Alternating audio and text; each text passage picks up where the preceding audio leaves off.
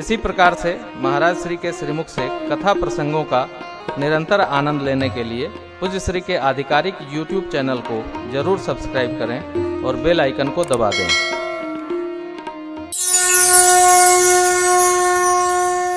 धनुष यज्ञ में सम्मिलित होने के उद्देश्य से राम लक्ष्मण प्रभु नहीं आए हैं, धनुष यज्ञ दर्शन करने आए हैं।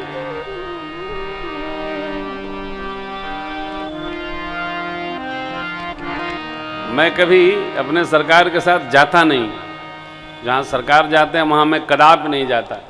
क्यों? हम जब जाते हैं तो सरकार को उलझन होती है। कारण लोग हमको बड़ा महाराज बताते हैं, हम पिता स्वीकार करते हैं। जब अब सरकार रहेंगे तो फिर मेरी कोई फोटो खींचता मुझे टेंशन होता है, इसलिए मैं जाता ही नहीं। तो सरकार को अपना स्वभाव है, वो पीड़ित करता, हमको अपना पीड़ित करता है। वस्तुतः पिता के साथ जब पुत्र हो तो उसको अपने ऐश्वर्य को बहुत दबा के रखना, संभाल के रखना, छोटा होके रखना। मेरे राम जी गुरुदेव के सानिध्य में आए हैं, इसलिए आए हैं, गुरु सेवा में आए हैं, फूल पत्ती उतारने आए हैं, पांव दबाने आए हैं, वो धनुष तोड़ने नहीं आए हैं। मामा जी वाला पद है वो, लागल जनकपुर में मेला देख के हमर मनवा करेला। जनकपुर में मेला देख के हमर मनवा करेला, मनवा करेला, हमर मनवा करेला, करेला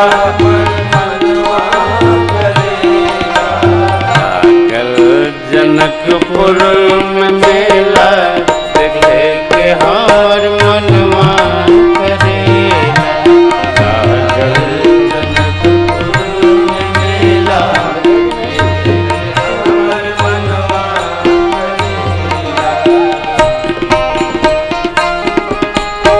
करेला।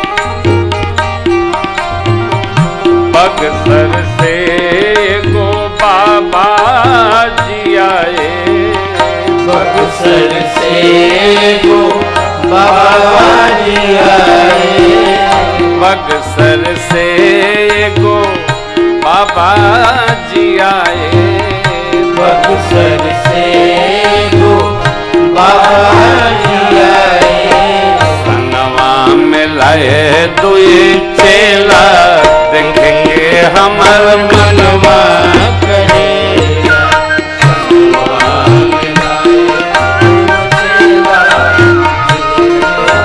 मनवा लागल जनकपुर में मेला देखेंगे हमर मनवा करेला। लागल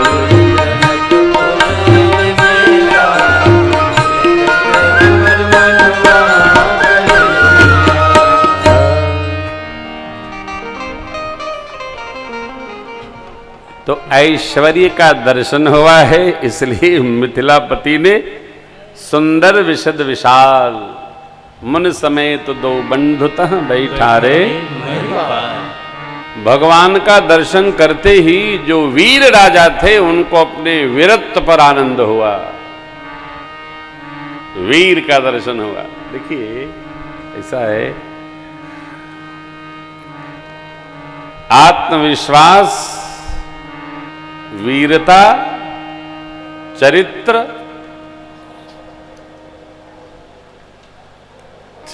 चित्त का धैर्य, ये बताने की आवश्यकता नहीं पड़ती। एक विनोद की बात आपको बताऊं, मैं कभी अभी कथा में कहीं थे हम लोग, तो जो उनका सेवक बच्चा था वो जल लेके आया, मीठा लेके आया, रखा गया, भोगों को लगा। उसको अकेले में बुलाए हम, मैंने कहा भैया क्या नाम? बताया, प्रवीण नाम है। उन्होंने कहा भाई साहब क्या अद्भुत गजब भगवान ने बनाया आप। कैसा क्या देखा आपने हमारे में? हमने कहा आपकी जो कमर है वो देखा। क्या क्या क्या?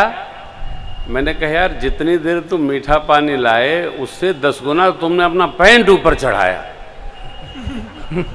अब वो बेचारा बार बार अपना पंठे संभारे, काहे? कमर में कुछ है ये नहीं है। बच्चे दिन भर न जानी कौन सी बीमारी आ गई है हमारे देश में, बच्चों को एकदम दुबला रहने की बीमारी है। एक हमारे शिष्य का बच्चा है, हमारे यहाँ सबसे पतले दुबले विष्णु जी हैं, वो इनका भी आधा है।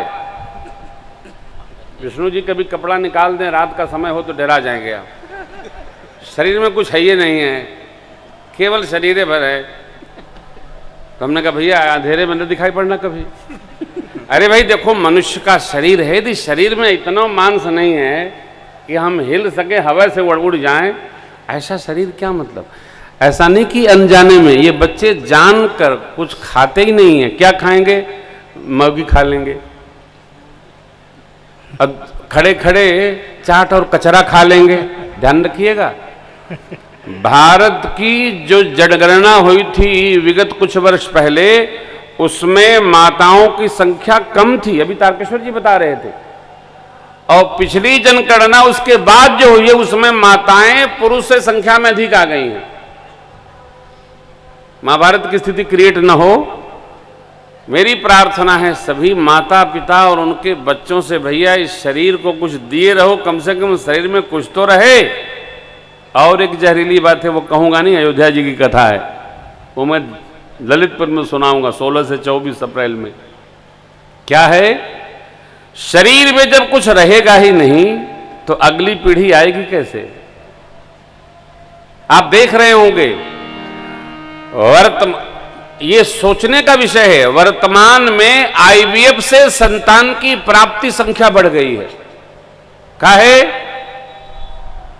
न माई में शक्ति है न बाप में शक्ति है, तो संतान का भगवान दी है। मैगी नूडल खाने से कहीं तेज उत्पन्न होगा शरीर में? व्यायाम करना नहीं है, शरीर को जिमा देना है जिम में। अरे सूर्य नमस्कार करोगे, थोड़ा कुछ ध्यान करोगे, थोड़ा कुछ खाओगे तो शरीर पुष्ट होगा। 250-250 ग्राम खाने से कोई तेज थोड़ी प्रकट होगा। भोजन का रस बनता है, रस से रक्त बनता है, मेरु मज्जा, फिर तेज शरीर का जो अंतस्थ तेज 3 स्तर में होता है, वो कैसे बनेगा? कुछ जैबे नहीं करेगा। दिन भर बच्चे खाते नहीं है, काला वाला पानी पीते हैं। पूज्य स्वामी रामदेव जी महाराज कहते हैं ये कोका कोला आदि जो है ना, वो केवल पाट धोने के काम आता है, वो पीने का नहीं, वो सड़ा हुआ जल है, निषिद्ध है, पीना ही नहीं है। शरीर को खा जाता है, हड्डियां गला देता है, वही खाते हैं। मेरे राम प्रभु और लक्ष्मण जी महाराज मुनियों का प्रसाद पाते हैं, इसलिए तेज बढ़ता जा रहा है। तेज चाहिए तो ठाकुर की प्रसादी पाओ, और ठाकुर की प्रसादी शरीर को शुष्ट भी करती है, पुष्ट भी करती है। अरे जब तक रहो कम से कम शरीर में कुछ दम तो होना चाहिए। अरे मिथिला में सरकार हमारे पधारे, राक्षस लोग जो राजवेश में नकली आए थे उनको काल का दर्शन हो रहा है। प्रेमियों को अपने प्रेम का दर्शन हो रहा है। जनक जी के स्वजन परिजनों को भगवान में अपने पुत्र भाव का दर्शन हो रहा है। विद्वानों को विराट स्वरूप का दर्शन हो रहा है। भक्तों को भगवान का दर्शन हो रहा है। बाबा ने एक पंक्ति लिखी, जिनके रही भावना जैसी प्रभु मूर्ति तिन्ह देखी जिसकी जैसी भावना, भगवान उसको उसी भाव से दर्शन दे रहे। प्रयास किया जाए बच्चे पूर्ण असन प्राप्त करें, दोनों बेला भोजन हो, शरीर को कुछ पुष्टता प्राप्त हो।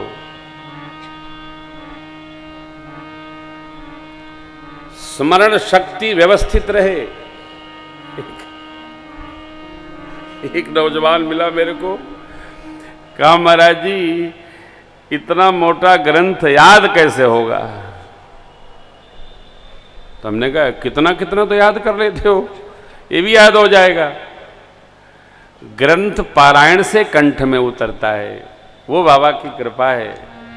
कोई भी अच्छा देखिए, एक व्याधि है विस्मरण की व्याधि। विस्मरण सबको नहीं होता, विस्मरण तो मानो तो किसी को नहीं होता, बुढ़ापा न आवे तो। फिर विस्मरण वो मानेंगे कि आपको अपना नाम भूल जाए, अपने घर का पता भूल जाए, आप उसका अभ्यास नहीं करते हो, इसलिए आपको लगता है कि विस्मरण हो रहा है। अनभ्यासेन विषम विद्या, जब अभ्यास में रखेंगे, शास्त्र सुचिंतित पुनि पुनि देखिए, तो वही कंठ में आता चला जाएगा। बार बार पढ़ो, बार बार पढ़ो, बार बार पढ़ो, बार बार पढ़ो, कंठ में उतर जाएगा। यहां तक कि हम दैनंदिनी जो आरती करते हैं घर की, उसको भी देखकर नहीं करना चाहिए, उसको कंठ में उतार कर करना चाहिए। आप देखेंगे तो भाव कैसे करेंगे? जो कंठ में होगा उसी से भाव क्रिएशन होगा। सहजावस्था में सन्मुख रख लो, देखते जाओ, लेकिन भगवान को देखकर, भगवती को देखकर आरती करो। अम्बे तू है जगदम्बे काली, जय दुर्गे खप्पर वाली, तेरे ही गुण गाए भारती वो मैया, हम सब करे तेरे आरती। तेरे भक्त जनों पर माँ जब भीड़ पड़ी है भारी, हाँ भीड़ पड़ी है भारी। दानव दल पर टूट पड़ी माँ, दानव दल पर टूट पड़ी माँ, करके सिंह सवारी। अष्ट भुजाओं वाली, भक्तों के कारज तुम्ही। याद, मैंने अंतिम चरण ले लिया पहले ही। जब आपको कंठ में होगा, भजन है, आरती है, स्तोत्र है, तो इष्ट को देखकर आप बोलेंगे। और किताब में जब होगा, कैसे बोलेंगे? जय अम्बे गौरी। गौरी यहाँ है का?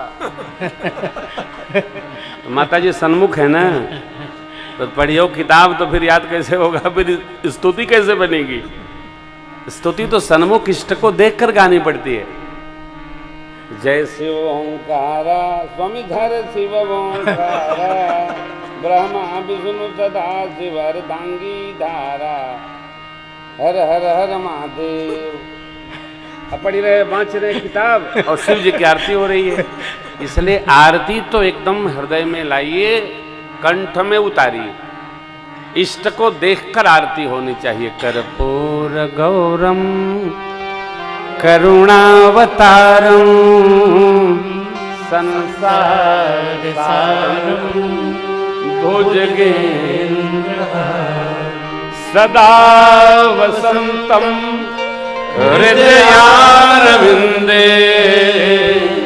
भवम भवानी सहितम नमः। आप नित्य पढ़ेंगे, कंठ में उतर जाएगा। पढ़िए ना, पहले बच्चे कंठ में उतार कर गाते थे। शनिवार को जब विद्यालय में बाल सभा होती थी, कंठ में आ जाता है।